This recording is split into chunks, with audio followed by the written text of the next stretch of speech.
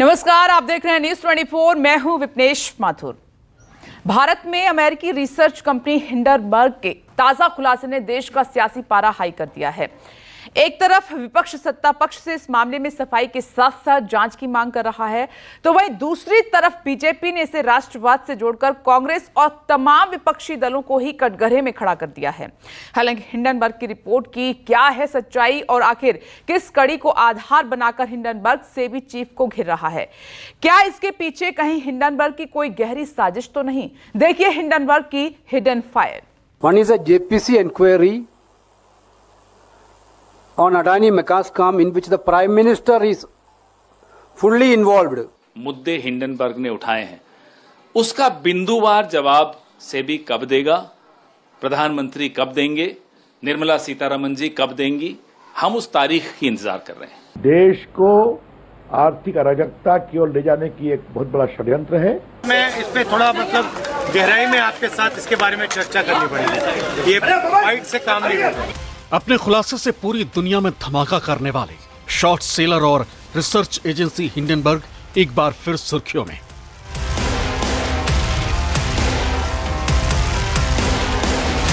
Adani group पर निशाना साधने वाले हिंडनबर्ग ने इस बार बड़ा धमाका करते हुए सीधे भारतीय शेयर बाजार को रेगुलेट करने वाली संस्था सेबी की चीफ माधवी पुरी बुच पर हमला बोल दिया।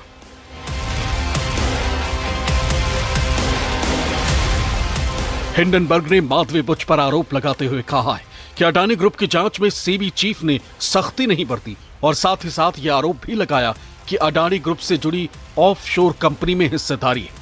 आसान शब्दों में समझने की कोशिश करें तो हिंडनबर्ग ने माधवी पुरी बुच पर आरोप लगाया है कि अडानी ग्रुप के खिलाफ जांच में निष्पक्षता नहीं बरती गई।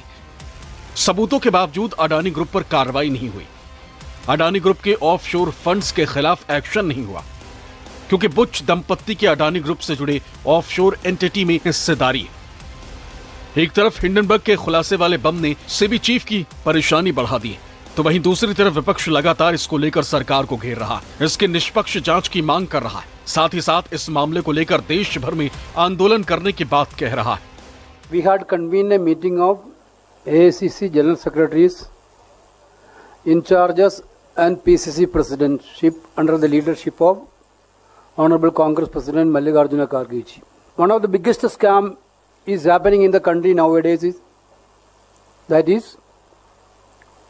Hindenburg revelations in the scam related to Adani and SEBI.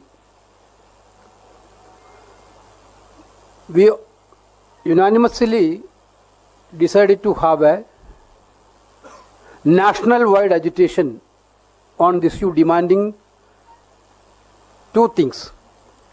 One is a JPC inquiry on Adani Mecascom in which the Prime Minister is fully involved and in which the financial market regulation has now been found to have been severely compromised. उधर कांग्रेस ने आंदोलन की चेतावनी दी तो दूसरी तरफ केंद्रीय मंत्री किरेन रिजिजू ने कांग्रेस के साथ साथ तमाम विपक्षी दलों को आड़े हाथों लेते हुए उन पर देश को बर्बाद करने की साजिश करने का आरोप लगा दिया। आज भारत के खिलाफ जितने भी लोग हैं, देश के अंदर या देश के बाहर, कई ताकतें हैं जो भारत के विरोधी हैं और भारत के खिलाफ काम करते हैं, उनको पहचानना होगा। और जो भारत के खिलाफ, भारत के उभरते हुए अर्थशक्ति, इंडिया का जो इकोनॉमिक पावर को नुकसान पहुंचाने के लिए जो लोग खेल खेल रहे हैं, उसमें भारत के प्रमुख विपक्षी दल और साथ में कांग्रेस के साथ में कुछ लोग हैं। मुझे ऐसा लगता है कि कांग्रेस और उसके कुछ साथी देश को ही बर्बाद करना चाहते हैं। दरअसल इस पूरे मामले को लेकर बीजेपी और विपक्ष एक दूसरे पर हमलावर है। आरोप प्रत्यारोप का दौर चरम पर पहुंच चुका है। विपक्ष सेबी की सच्चाई के साथ समझौते का आरोप लगा रहा है, तो वहीं बीजेपी इसे देश की अर्थव्यवस्था को अस्थिर करने की साजिश करार दे रही। विपक्ष लगातार सेबी चीफ माधवी पुरी बुच की इस्तीफे की मांग कर रहा है, तो वहीं बीजेपी कांग्रेस पर विदेशी कंपनियों के साथ खड़ी होने का आरोप लगा रही है। विपक्ष जेपीसी की जांच कराए जाने की मांग कर रहा है, वहीं बीजेपी इसे आर्थिक अराजकता पैदा करने की साजिश करार दे रही। और अब लगातार नए खुलासे हो रहे हैं। ये तथ्यों के आधार पर अगर निष्पक्ष जांच नहीं होगी और वो लोग अगर संदिग्ध हैं और शक के घेरे में हैं जो खुद जांच करते हैं या जो कानून की पालना इंश्योर करते हैं, तो फिर सच्चाई के सामने आएगी। और कांग्रेस पार्टी की जो डिमांड है बिल्कुल जस्टिफाइबल है और जेपीसी के अलावा और कोई तरीका नहीं है कि इसकी तह तक पहुंचा जाए, क्योंकि बड़े गंभीर आरोप लगे हैं। और मैं समझता हूं कि भविष्य में अर्थव्यवस्था के अंदर, निवेशकों के अंदर जो हम लोगों को कॉन्फिडेंस पैदा करना चाहिए वो तभी हो पाएगा जब सच्चाई सामने आएगी। भाई गैंग्स का काम तो भाजपा का है, हमारा नहीं है। वो गैंग्स ऑफ वासेपुर देखी थी ना आपने, गैंग्स चल रहे हैं, कभी गुजरात के आ जाते हैं, कभी कहीं के आ जाते हैं, तो वो तो ये लोग जाने। लेकिन जो तथ्यात्मक बिंदुवार मुद्दे हिंडनबर्ग ने उठाए हैं, उसका बिंदुवार जवाब सेबी कब देगा, प्रधानमंत्री कब देंगे, निर्मला सीतारमन जी कब देंगी, हम उस तारीख की इंतजार कर रहे हैं। लेकिन सर जो स्टेटमेंट आई है उसमें साफ तौर पर कहा है, इस स्पीच में ये कहा गया कि ये बिल्कुल भी कहीं तथ्यों के आसपास नहीं है। अगोरा पे क्या उन्होंने जवाब दिया? क्या इस बात का जवाब दिया कि सेबी में चेयरपर्सन बनने के बाद भी अपनी मेल आईडी से उन्होंने पैसा ट्रांसफर करने की मेल भेजी? ये देश को आर्थिक अराजकता की ओर ले जाने की एक बहुत बड़ा षड्यंत्र है। हिंडनबर्ग में मोदी विरोधी सोरोस का पूरा पूंजी निवेश है और पहले सुप्रीम कोर्ट के आधार पर जांच हुई है। राहुल गांधी जी भारत को आर्थिक अराजकता की ओर मत ले जाइए। कांग्रेस पार्टी और ये विपक्षी दल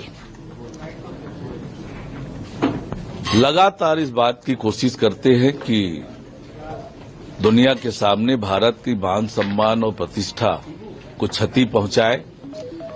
लोकसभा चुनाव के समय भी इन्होंने ईवीएम को लेकर, चुनाव में निष्पक्षता को लेकर, चुनाव आयोग की भूमिका को लेकर जो प्रश्न खड़ा किया, केवल और केवल दुनिया में भारत के मान सम्मान और प्रतिष्ठा को धूमिल करने का ये प्रयास लगातार करते हैं।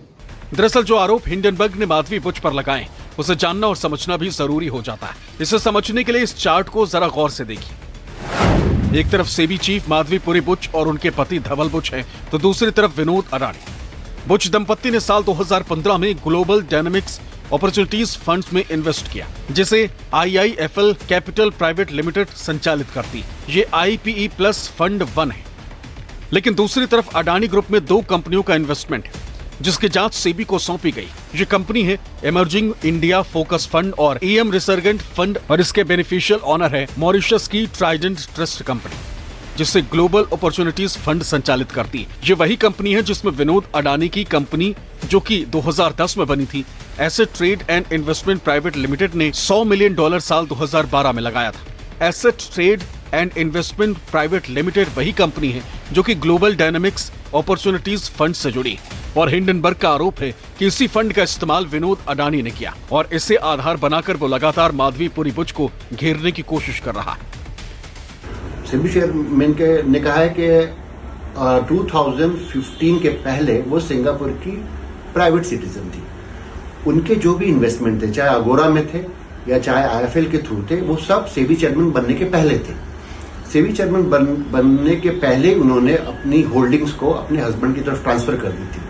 उसको डिस्क्लोज भी किया है और अपने आप को जहां जरूरत पड़ी रिक्लूज भी किया है। तो उनके हिसाब से इसमें कोई तथ्य है नहीं जो आक्षेप हिंडनबर्ग लगाने की कोशिश कर रहा है। हालांकि इस पूरे आरोप को सेबी चीफ और उनके पति ने निराधार बताते हुए पूरे डिटेल के साथ अपनी सफाई पेश की। जो जानकारी दी गई है उसके मुताबिक धवल 2010 से 2019 के बीच यूनिलीवर में काम करते हुए लंदन और सिंगापुर में रहे। माधवी 2011 से 2017 के बीच सिंगापुर में एक प्राइवेट इक्विटी फंड, फिर स्वतंत्र कंसल्टेंट रही। हिंडनबर्ग ने जिस निवेश की बात की है वो दंपत्ति ने 2015 में किया था। 2017 में माधवी सेबी में आए। ये निवेश धवल ने बचपन के दोस्त अनिल आहूजा की सलाह पर किया, जो उसके CIO थे।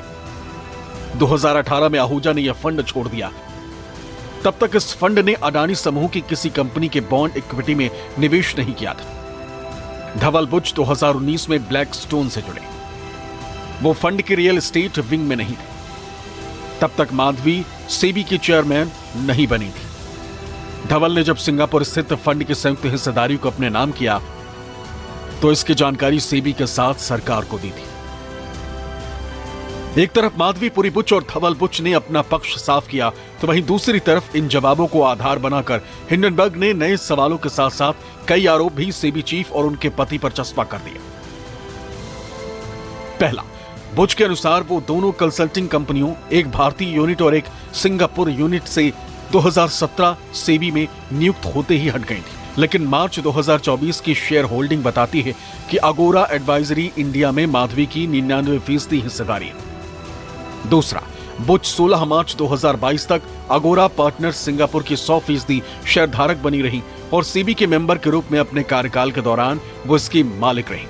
सेबी चेयरपर्सन के रूप में नियुक्ति के 2 हफ्ते बाद उन्होंने अपने शेयर अपने पति के नाम ट्रांसफर किए। तीसरा, फाइनेंशियल स्टेटमेंट के अनुसार माधवी की 99% हिस्सेदारी वाली अगोरा एडवाइजरी इंडिया ने वित्त वर्ष 2022, 2023 और 2024 के दौरान 2.39 करोड़ रुपए का रेवेन्यू जनरेट किया। यह रेवेन्यू माधवी के चेयरपर्सन रहते जनरेट किया गया है। चौथा, बुच ने सेबी के मेंबर के रूप में सर्विस करते समय अपने पति के नाम का उपयोग करके बिजनेस करने के लिए अपने पर्सनल ईमेल का उपयोग किया था। सवाल उठता है कि सेबी चेयरपर्सन ने पद पर रहते हुए अपने पति के नाम से कौन से निवेश और बिजनेस किए। उधर इस मामले के बाद अब सवाल उठने लगे हैं कि हिंडनबर्ग के आरोपों में कितनी सच्चाई, क्या सरकार इस मामले की जांच कराएगी? क्या नैतिकता के आधार पर माधवीपुरी बुच को इस्तीफा देना चाहिए? हिंडनबर्ग के निशाने पर इस बार अडानी ग्रुप और सेबी चीफ माधवी बुच दोनों हैं, क्योंकि हिंडनबर्ग के अडानी ग्रुप को लेकर लगाए गए आरोपों की जांच सेबी कर रहा था और उसने अडानी को क्लीन चिट दे दी थी। जनवरी 2023 में हिंडनबर्ग के निशाने पर अडानी ग्रुप था। हिंडनबर्ग ने अडानी ग्रुप पर गलत तरीके से शेयरों के दाम बढ़ाने के आरोप लगाए। मामला सुप्रीम कोर्ट तक पहुंचा और सुप्रीम कोर्ट ने जांच का जिम्मा सेबी को सौंपा। सेबी ने 24 में से जनवरी तक 22 मामलों की जांच पूरी कर ली।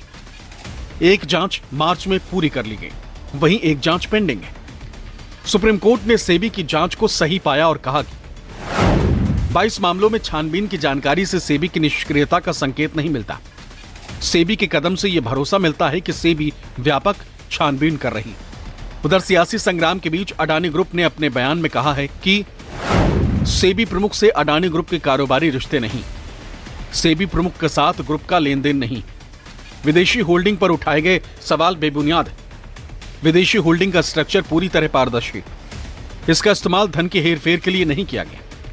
आरोप पहले ही निराधार साबित हो चुके हैं। मामला लाइमलाइट में आने के बाद सेबी ने भी हिंडनबर्ग के आरोपों को खारिज कर दिया और अपनी सफाई में कहा है कि निवेशकों को पता होना चाहिए कि हिंडनबर्ग रिसर्च रिपोर्ट में एक डिस्क्लेमर शामिल है, जिसमें कहा गया है कि कंपनी जिन बॉन्ड की चर्चा कर रही है उनमें शॉर्ट पोजीशन रख सकती है। बुच दंपत्ति और अडानी समूह कोई पहला नहीं जिस पर अमेरिकी फर्म ने रिपोर्ट जारी की। इससे पहले इसने अमेरिका, कनाडा और चीन की कई ज्यादा कंपनियों को लेकर अलग अलग रिपोर्ट प्रकाशित की है, जिसके बाद काफी घमासान मचा। ज्यादातर कंपनियां अमेरिका की ही थी जिन पर अलग अलग आरोप लगे। 2023 अडानी समूह, देश भारत। 2020 में निकोला, अमेरिका की कंपनी। 2020 में विंस फाइनेंस, चीन। 2020 में ही जीनियस ब्रांड्स, अमेरिका की कंपनी। 2020 में चाइना मेटल रिसोर्स यूटिलाइजेशन, चीन। 2020 में एससी वोक्स, अमेरिका।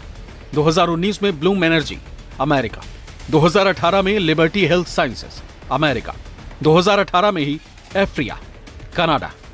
2017 में ओप्को हेल्थ, अमेरिका। 2017 में आरडी लीगल, अमेरिका जैसी कंपनियां शामिल हैं, जिसको लेकर हिंडनबर्ग खुलासा कर चुका है। भले ही हिंडनबर्ग अपने खुलासे के लिए जानी जाती है, लेकिन हिंडनबर्ग पर भी शॉर्ट सेलिंग के आरोप लगते रहे। हिंडनबर्ग एक शॉर्ट सेलिंग कंपनी जो शेयर में हेरफेर और गड़बड़ी जैसे आरोप लगाकर शेयर मार्केट पर असर डालती और फिर बाजार में शॉर्ट सेलिंग कर मुनाफा कमाने का काम करती। अब आपके जहन में यह सवाल होगा कि यह शॉर्ट सेलिंग है क्या, तो चलिए उसे जान लेते हैं। शॉर्ट सेलिंग एक तरह की ट्रेडिंग या इन्वेस्टमेंट स्ट्रेटजी। इसमें किसी खास कीमत पर स्टॉक या सिक्योरिटी खरीदी जाती है और फिर कीमत ज्यादा होने पर उसे बेच दिया जाता है। जोरदार फायदा होता है। उदाहरण के तौर पर मान लीजिए शॉर्ट सेलर को लगता है कि आगे चलकर किसी शेयर के दाम 1000 रुपए से गिरकर 500 रुपए होने वाला है। वो दूसरे ब्रोकर से कंपनी के शेयर उधार के तौर पर ले लेता है और उन शेयरों को दूसरे निवेशकों को 1000 रुपए में बेच देता है। जैसे ही कंपनी का शेयर गिरकर 500 रुपए होता है, वो शेयर खरीद लेता है और जिससे उधार लिया था उसे वापस कर देता है, यानी 500 का फायदा। हिंडनबर्ग का बड़ा बिजनेस है शॉर्ट सेलिंग का। शॉर्ट सेलिंग क्या होता है, जो शेयर आपके पास है नहीं उसको आप मार्केट में किसी को बेच दें। उदाहरण के तौर पे अगर अडानी का शेयर इस वक्त 100 रुपए का चल रहा है, हिंडनबर्ग अगर उसको मार्केट में 100 रुपए का बेच दे बिना शेयर खुद के पास हुए, फिर वो एक ऐसा न्यूज निकाले अडानी के खिलाफ जिससे उसके शेयर के प्राइस टूटे। अगर उस शेयर के प्राइस टूट के फर्ज करिए 50 रुपए हो जाता है 100 रुपए का शेयर, तो 50 रुपए का शेयर मार्केट से खरीद के अपने बायर को, जिसको उसने 100 रुपए में बेचा, उसको वो शेयर दे देगा, 50 रुपए का डिफरेंस दे देगा। जब इसका क्वांटम बहुत बड़ा होता है तो इसका profit runs into millions of dollars. हालांकि हिंडनबर्ग दावा करता है कि वो अपनी गहन रिसर्च के बाद ही कोई खुलासा करता है, लेकिन जिस तरीके से वो खुद को शॉर्ट सेलर भी मानता है, ऐसे में उसकी विश्वसनीयता पर भी सवाल बनते हैं। हालांकि किसके दावे सच्चे हैं और किसके झूठे, ये तो आने वाला वक्त ही बताएगा। Bureau report, news 24।